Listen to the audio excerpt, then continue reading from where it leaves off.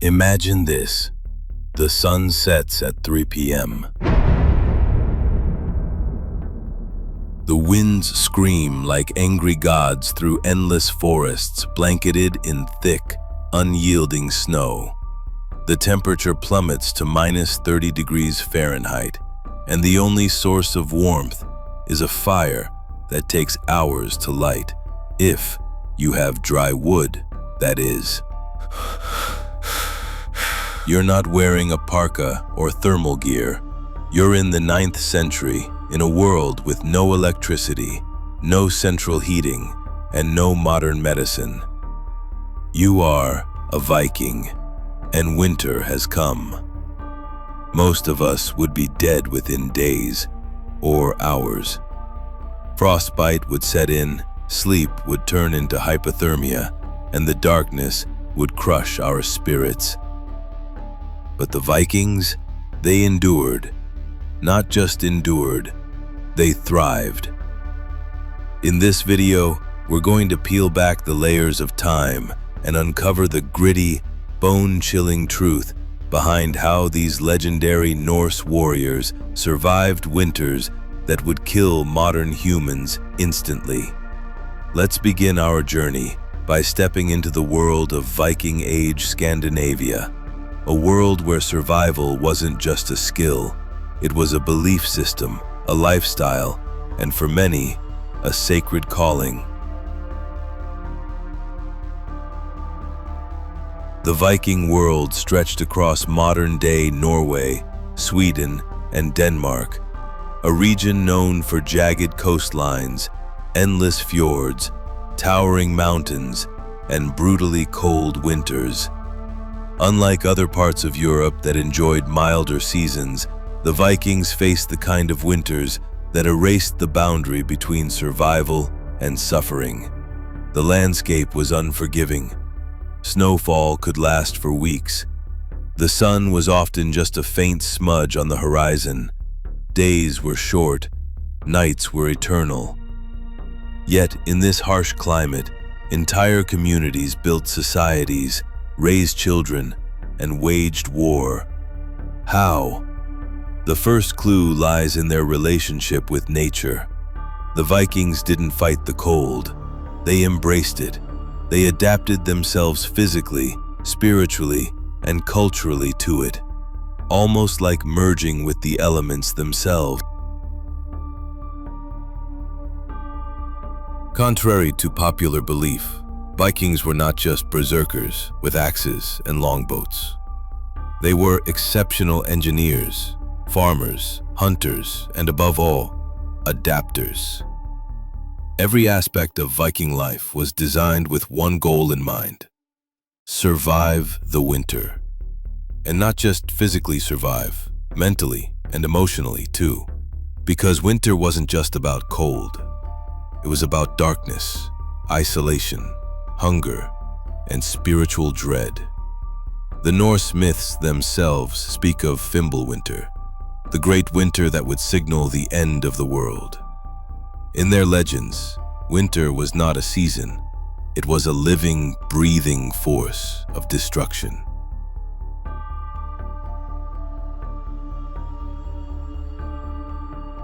The first and perhaps most crucial defense against winter was the Viking longhouse. These weren't flimsy wooden cabins. They were carefully constructed survival machines, built low to the ground to resist wind, insulated with turf and sod, and often shared with livestock to generate extra body heat. The walls were sometimes 3 feet thick, stuffed with layers of mud, straw, and dung. Yes, dung, to trap heat. Smoke from the fire pit in the center of the room was not vented through a chimney, but allowed to drift through the rafters, warming the roof as it escaped slowly through small vents. Everything about the design was intentional, conserving every last bit of heat like it was gold. These longhouses weren't just homes. They were bunkers against the apocalypse. And what about the fire? It wasn't just about warmth, it was about life. Starting a fire in a Viking winter wasn't easy. Flint and steel had to be dry. Tinder had to be gathered and preserved before the first snow. Many Vikings carried small pouches of dry moss soaked in animal fat, homemade fire starters, without which they would be doomed. When you picture a Viking, you might imagine a rugged man in fur pelts and animal skins. That's not far from the truth, but the detail is far more sophisticated. Viking winter clothing was a masterpiece of survival engineering. They wore multiple layers, starting with finely woven woolen tunics and trousers, often lined with softer materials like linen. On top of that came heavy cloaks made from thick wool or bear fur. The key was layering, an ancient principle that modern hikers still use today. Wool was their secret weapon. It insulates even when wet. Their boots were often lined with straw or moss for insulation. They wrapped their feet in strips of cloth called foot wraps, a surprisingly effective way to keep warm, later adopted by Russian and Finnish soldiers in World War II. Even their headgear, often overlooked, was essential. They used woolen caps, fur hoods, and scarves to prevent heat loss from the head, which can account for nearly 10% of body heat in freezing conditions. This wasn't primitive fashion. This was life-saving design, honed over centuries. The diet of the deadly cold. Now let's talk about food, perhaps the most underrated aspect of Viking survival. In a world with no supermarkets, refrigeration, or imported produce, how did they feed entire communities during a 6-month-long winter? The answer lies in preservation, planning, and pure caloric density. The Viking diet was designed to fight the cold from within. They ate foods high in fat, protein, and nutrients that generated internal heat and energy. Their staples included salted and dried fish, especially cod and herring, cured meats, pork, lamb, and even horse meat, fermented dairy, skyr, a high-protein yogurt, vegetables like turnips and carrots stored in underground pits, rye bread and dried fruits when available. They also brewed beer and mead, not just for celebration, but because water sources often froze and alcoholic drinks stayed liquid longer and were safer than stagnant water. And they hunted. Wild game like elk, reindeer, and even bear was fair game. The meat would be smoked or frozen in natural ice cellars. Nothing was wasted. Food wasn't just about survival. It was about ritual. Seasonal feasts like Yule, the midwinter festival, helped communities endure psychologically, spiritually, and physically. Mental fortitude. The cold was a test of the soul. But surviving winter wasn't just about shelter, clothing, or food. It was a battle of the mind. Imagine living in darkness for 20 hours a day. Imagine weeks without sunlight. Seasonal depression, isolation, and hopelessness were as deadly as frostbite. The Vikings had no therapy, but they had community. They had fire. They had stories. Storytelling was more than entertainment. It was a survival tool. Families would huddle in longhouses while skalds, Viking poets, told epic tales of gods, monsters, and heroes. These stories weren't just fiction. They were instruction manuals for courage, endurance, and identity. They believed the gods were watching, that suffering was a divine test, and that dying with bravery, even in cold, was an honor. Their myths gave meaning to their suffering, and meaning, as any psychologist will tell you, is often the difference between life and death. Gods, rituals, and the supernatural. While the physical world of the Vikings was cold, hard, and dangerous, their spiritual world was even more intense. To survive a Scandinavian winter, it wasn't enough to have warm clothes and dried fish. You needed something more, something invisible, something sacred. You needed belief. The Viking mind didn't separate the physical and the spiritual. They were one and the same. The cold wasn't just weather. It was a force, a spirit, a punishment, a trial by gods. And only those who truly understood the will of the gods or knew how to appease them could survive. Fimbulwinter, the prophecy of endless cold. In Norse mythology, there's a terrifying event called Fimbulwinter. According to ancient sources, this was a winter that would last for 3 continuous years, with no summer in between. It was the beginning of the end, the trigger for Ragnarok, the Viking apocalypse. Fimbulwinter would bring snow from all directions, with howling winds, no sunlight, and widespread starvation. In the Viking worldview, this wasn't just a myth. It was a real possibility.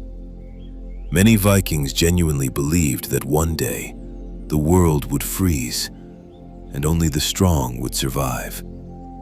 This belief wasn't just fear, it was preparation. They saw every winter as a miniature apocalypse, a rehearsal for the final battle between warmth and eternal frost.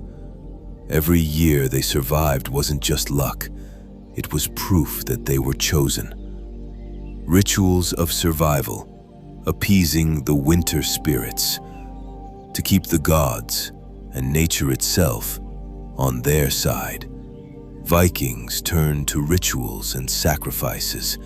In the depth of winter, entire communities would gather for bloats, sacred ceremonies where animals, and sometimes humans, were sacrificed to the gods.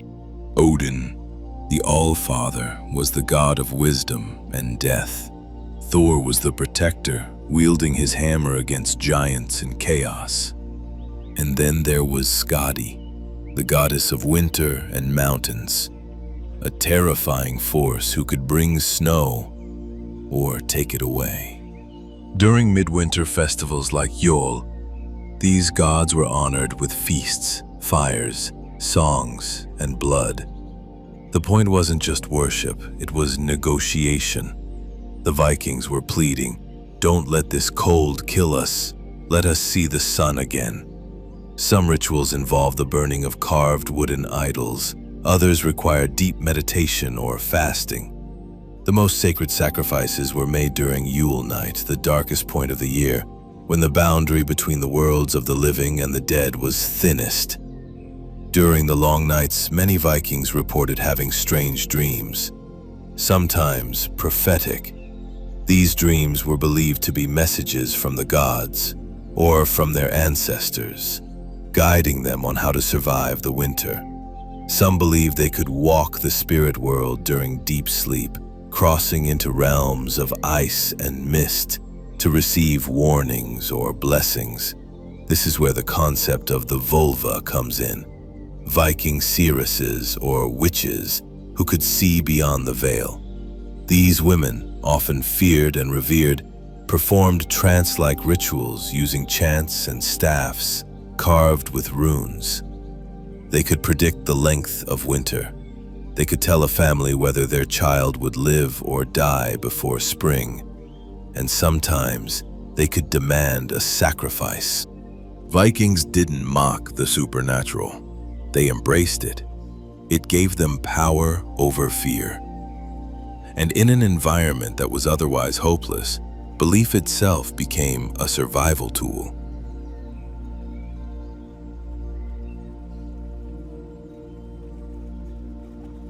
When the wind howled too loudly, or when snow twisted through the forest like a living snake, the Vikings spoken of the Wild Hunt, a ghostly procession of spirits led by Odin himself that roamed the skies during winter nights.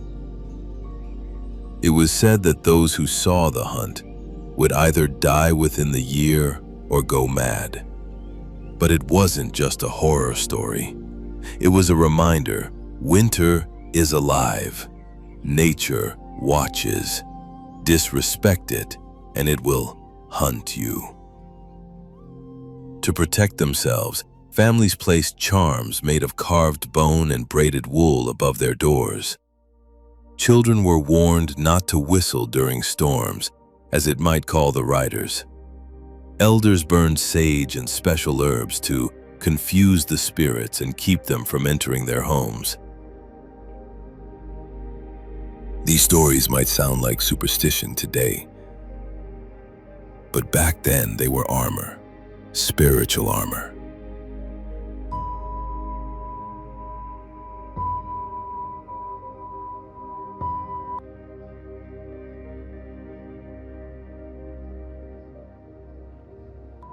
Another layer of Viking survival that's often overlooked was community strength. No one survived a Viking winter alone. The concept of a lone warrior is a myth. In reality, winter was communal warfare against the elements. Villages operated as tightly knit units. Tasks were divided. One group fetched water from frozen rivers. Another chopped firewood. Others mended clothing, cared for livestock, or prepared food. Storytellers kept morale alive. Elders passed on wisdom. Children learned resilience from day one. Isolation meant death. Unity meant survival. Punishments for selfishness or hoarding were brutal. There are records of people being exiled, sent into the snow with no tools or shelter, for refusing to share food, because one person's greed could cost the entire tribe. This collectivist survival mentality forged unbreakable loyalty. It also meant that, even when the cold was cruel, a Viking always knew they had brothers and sisters in arms.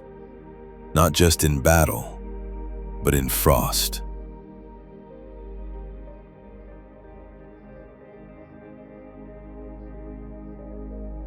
Yes, the Vikings raided, even in winter, especially in winter. Why? Because their enemies weren't ready for it. While others huddled in fear, the Vikings used their knowledge of snow, terrain, and ice to strike. They moved silently across frozen rivers. They wore white cloaks for camouflage. They knew how to keep weapons from freezing, how to travel light, and how to build emergency shelters from branches and skins. Viking warriors were trained to fight in the worst possible conditions, and their endurance was unmatched. Some raids were launched through snowstorms so severe that even the victims assumed they were natural disasters, not men. Their reputation as unstoppable wasn't just because of ships or swords. It was because nothing could freeze them.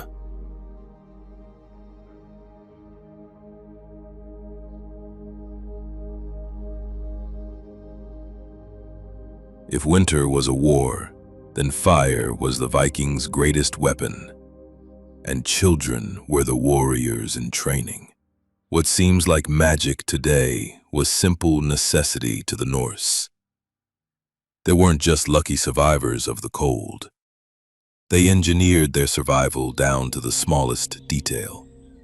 Every flame, every tool, every practice had purpose.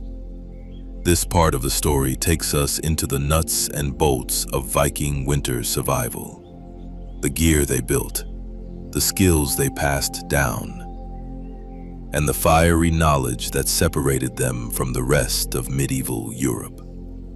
Let's begin with fire. Not just the symbol of warmth, but the very heart of Viking existence in the frozen months.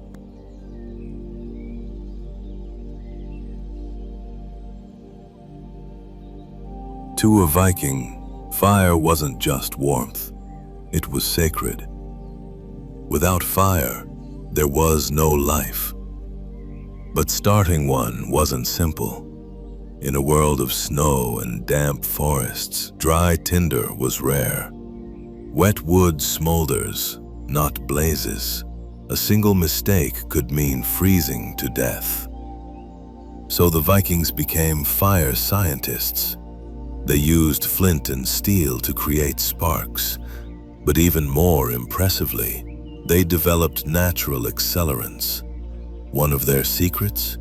Tinder fungus, a mushroom that grows on dead birch trees. When dried and crushed, it can catch a spark instantly. Vikings would carry it in leather pouches, along with charred linen or dried moss soaked in animal fat, which ignited quickly even in freezing conditions. They also carved fireboards and used bow drills, an ancient technique of spinning wood rapidly against wood until heat builds and a coal is formed.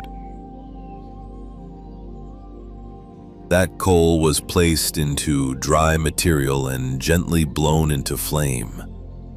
Surprised, and they didn't just make one fire, they made backups.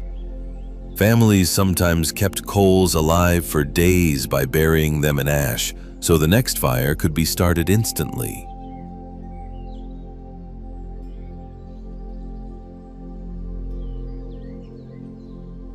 Viking homes weren't thrown together. They were thermally engineered for survival. Aside from thick, turf-insulated walls, many Viking homes were dug into hillsides, using the earth itself as insulation. Earth sheltering is now considered a sustainable architecture strategy, but the Vikings mastered it 1,000 years ago. Inside the longhouse, the central fire pit was deliberately placed in the middle. Heat rose, but the smoke didn't immediately escape. Instead, it hung under the roof, warming the ceiling, which helped prevent ice buildup and added insulation. There were no glass windows. Instead, Vikings used thin, stretched animal hides or wooden shutters to cover openings. This kept wind and snow out, while allowing some light in. Doors were heavy and always faced away from prevailing winds. The floor? Slightly lower than the surrounding land, which trapped warm air and kept drafts above sleeping height. Some longhouses even had double walls, filled with straw or wool, like an ancient form of fiberglass insulation. They didn't just build homes, they built microclimates.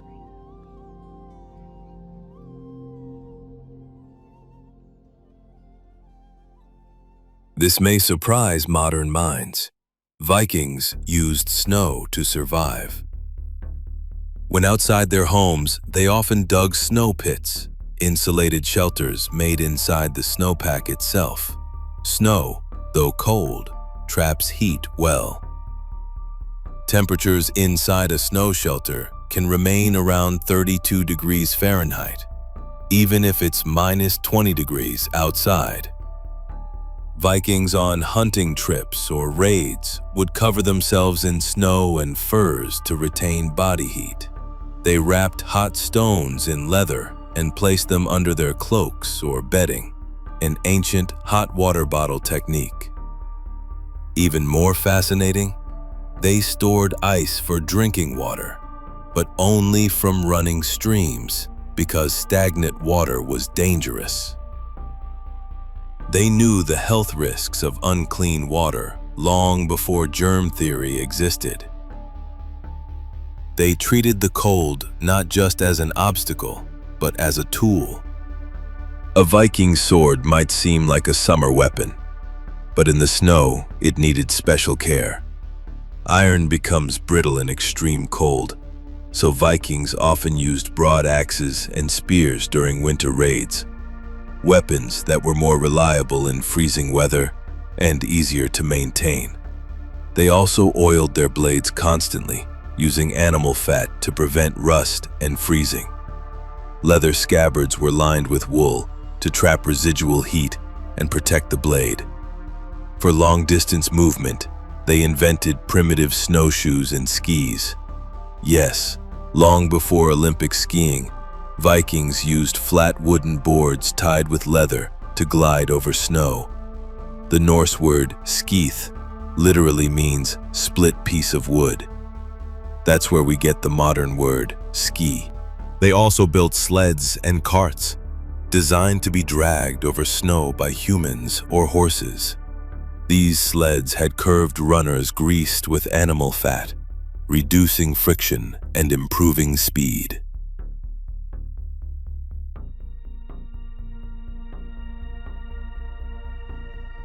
You might wonder, what about Viking children? How did they survive such cold?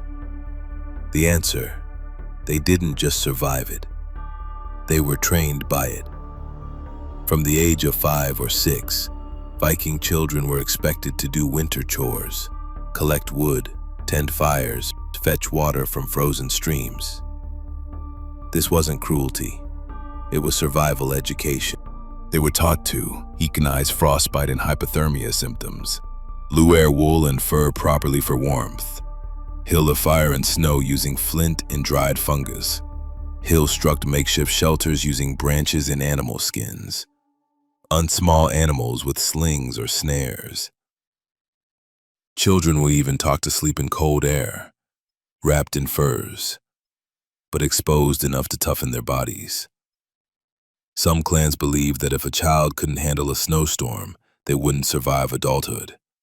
And so, winter didn't break them. It built them. By the time they reached 12, most Viking children could endure more hardship than a modern adult soldier.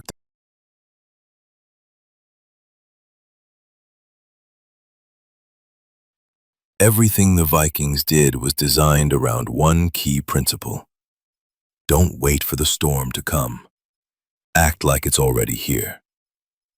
Their winters were a slow-burning apocalypse, and they survived by planning months in advance.